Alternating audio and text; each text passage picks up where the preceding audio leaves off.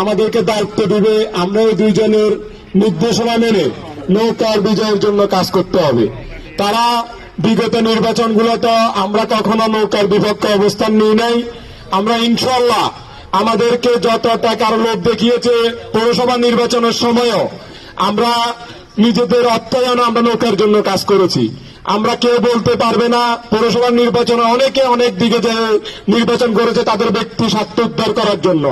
তাই এই নির্বাচনে কেন্দ্রীয় কমিটি, ছাত্রলীগ, যুবলীগ তারাই আসুক, যারা এই নির্বাচনে পৌরসভা নির্বাচন কেন্দ্রিক যারা নৌকার জন্য কাজ করেছে, যারা আগামী দিনও নৌকার জন্য থাকবে, তাদেরকে দিয়ে একটি কেন্দ্রীয় কমিটি গঠন হবে, যাতে কোন রাজাকার যারা বিগত দিনগুলোতে নৌকার সাথে বেইমানি করেছে তাদেরকে যাতে কেন্দ্র কমিটিতে রাখা না হয়। এটা আমি যুবলীগের সাধারণ সম্পাদক হিসেবে এটা আমার একটা অনুরোধ থাকবে আপনাদের প্রতি, যাতে আমাদের ছেলেমেয়েরা যাতে বলতে না পারে যারা নৌকার বিরুদ্ধে ভোট করেছে তাদেরকে দিয়ে আমাদেরকে দায়িত্ব দেওয়া হচ্ছে, আমরা তাদের নেতৃত্ব মানব না।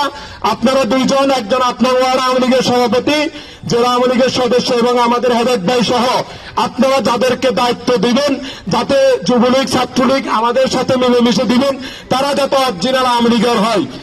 এদের দায়িত্ব মেনে আমরা নির্বাচনে ইনশাআল্লাহ নৌকার বিজয়ের জন্য আমরা যুবলীগ কাজ করব। এই বলে আমার বক্তব্য শেষ করছি। জয় বাংলা, জয় বঙ্গবন্ধু।